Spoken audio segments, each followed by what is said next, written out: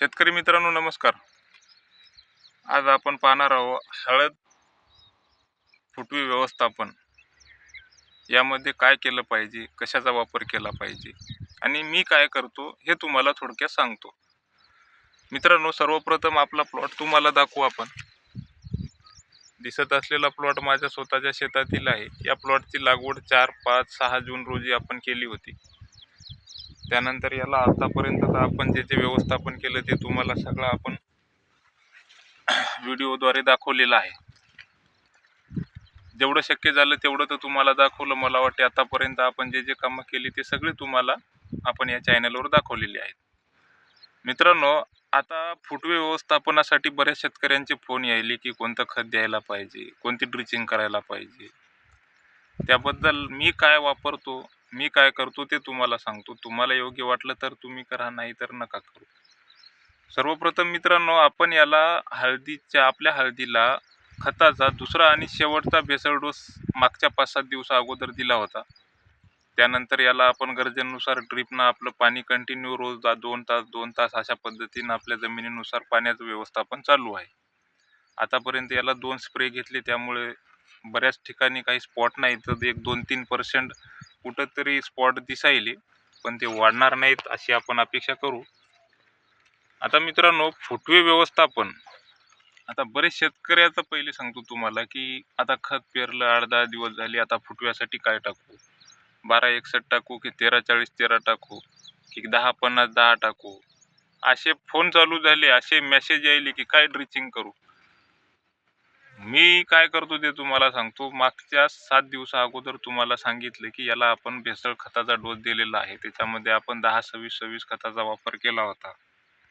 मित्रांनो, फुटवा अवस्थेमध्ये फॉस्फरसची जास्त आवश्यकता असते. तुम्ही सुरुवातीच्या खतामध्ये पण फॉस्फरस दिला, दुसऱ्या खतामध्ये पण फॉस्फरस दिला. आता लगेच त्याला 12-61-0 किंवा 13-40-13 देऊ नका. द्या, गरजेनुसार द्या, पण अति वापर करू नका. यावर्षी पावसाचं काही खरं दिसणं झालं. पहिली गोष्ट, मागचे 10 ते 12 दिवस झाले आमच्या इथं पावसाचा थेंबही नाही. समोर होईल नाही होईल काही गॅरंटी नाही. आपलं पाणी किती दिवस पुरेल हे आपल्याला सांगता येत नाही. त्या पण गोष्टीचा कदाचित कुठं नाही कुठंतरी विचार झाला पाहिजे. दुसरी गोष्ट, आपण दिलेल्या खताचा फायदा आपल्याला व्हायला का, आपण दिलेले खतं आपल्या पिकाला लागू झाले का, हे पहिले तपासा.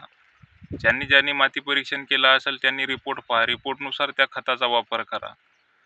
मित्रांनो, फुटव्या अवस्थेमध्ये आपण फॉस्फरस देत असतो, तर ते फॉस्फरस किती पर्सेंटमध्ये आपल्या पिकाला लागू होते, आपल्या जमिनीमध्ये किती फिक्स झालेला आहे किंवा आपण किती दिलेला आहे, याचा पहिले अभ्यास करा. मी आता काय करणार आहोत, याला आपण भेसळ डोस दिलेला आहे, त्याच्यामध्ये आपण 10-26 दिलेला आहे. त्याच्या अगोदरच्या खतामध्ये आपण 9-24-24 दिलेला आहे. लागवडीच्या अगोदर आपण प्लेन दाणेदार दिलेला आहे. म्हणजे एवढा वापर आपण फॉस्फरसचा केलेला आहे. कारण फॉस्फरसचं नुसतं एक काम नाही, अनेक कामं आहेत पिकाच्या मुळासाठी, याच्यासाठी बरेच कामं आहेत. पण महत्त्वाचं त्याच्यामध्ये एक बरोबर आहे की फुटवा अवस्थेमध्ये पण आपल्याला फॉस्फरसची तेवढीच गरज असते.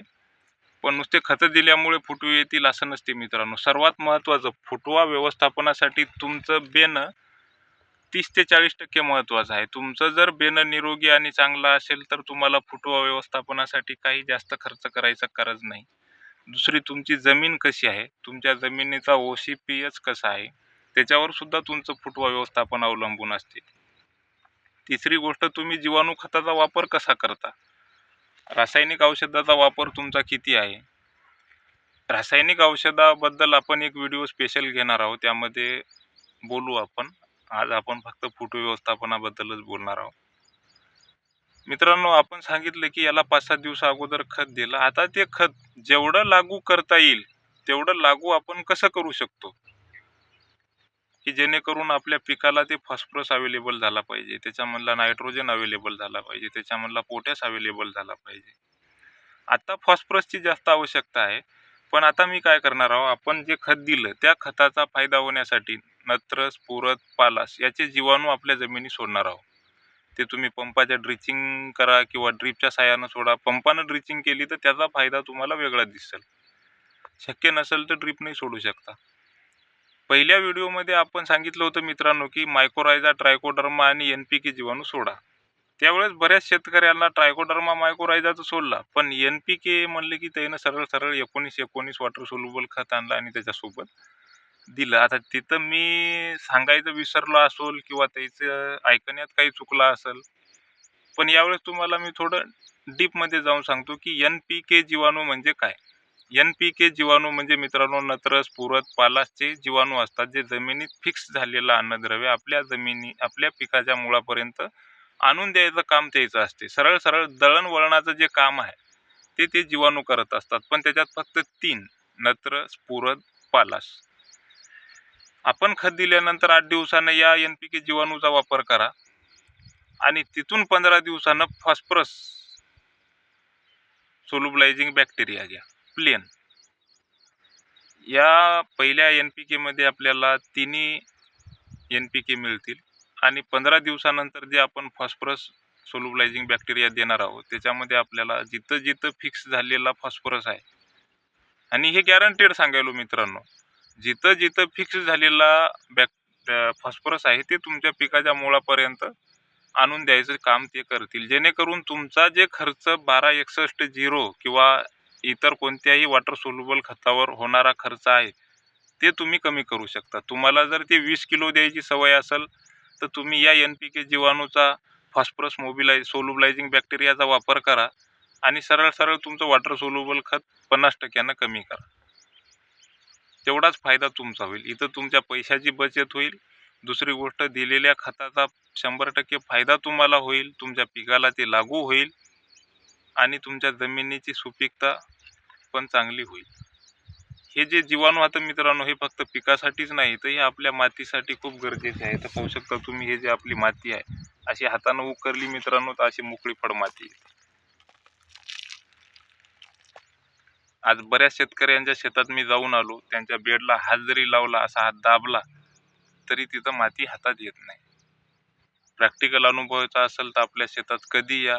अजून 6-7 महिने आपल्या शेतामध्ये हळद राहते. बऱ्याच गावचे शेतकरी आपल्या शेताला भेट देऊन गेले. अजून भरपूर टाईम आहे, तुम्ही कधी पण या. आपण जसा व्हिडिओमध्ये दाखवतो तसाच प्लॉट तुम्हाला इथं आल्यावर पण दिसेल.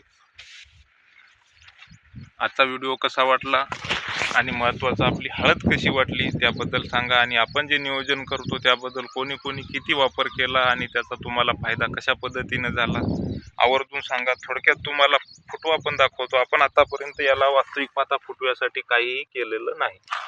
हे पहा, हे एक फुटवा आहे. हे पहा, हे फुटवा केवढा झाला मित्रांनो. काहीतरी दिलं का याला आपण, हे बघू शकता तुम्ही. हे पहा, हे आज जवळपास जेवढी आपली वाढ आहे हळदीची त्याच्यापेक्षा 50% साईजवर आपल्या फुटवे पण झालेले आहेत. लागवड दिनांक आहे मित्रांनो 4, 5, 6 जून. हे पहा, काहीच गरज नाही. कोणतं वॉटर सोल्युबल खतं टाकू नका, आगाऊ खर्च करू नका. ज्याला टाकायचं असेल त्यानं किती आणून टाका, त्यांचा प्रश्न झाला. पण जीवाणू खताचा वापर करा. येणाऱ्या 4-5 वर्षामध्ये जर तुम्हाला शेती करायची असेल तर मातीवर भर द्या. मातीवर भर दिला तरच तुमच्या शेती लक्ष देईल, नाही तर तुमची शेती तुम्हाला त्याच्यामध्ये गवतही पिकणार नाही. काही प्रश्न असतील तर कॉमेंट बॉक्समध्ये मांडा आणि मित्रांनो मातीवर लक्ष द्या.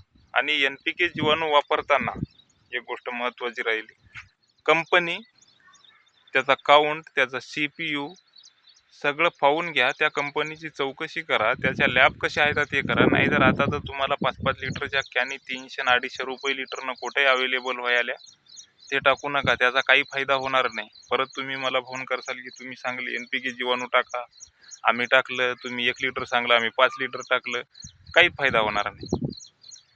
तुम्ही जे गोष्टी घ्यायले त्या गोष्टीची चांगली चौकशी करून घ्या. तुमच्या हातात मोबाईल आहे, मोबाईलवर सर्च करा, फोटो काढा, गुगलला फोटो टाका, त्याला विचारा, ते तुम्हाला सविस्तर मराठीत तुम्हाला माहिती सांगेल. आणि चांगल्या कंपनीचं निवडा. मी बायोमी कंपनीचं वापरत असतो. IPL कंपनीचंही चांगलं आहे, कॅनबायोसिस कंपनीचंही चांगलं आहे. अजून बऱ्याच काही कंपन्या आहेत चांगलं आहे, पण याच्यापेक्षा जास्त कंपन्या अशा आहेत की त्याच्यामध्ये काय आहे तुम्ही विचारही करू शकता. धन्यवाद.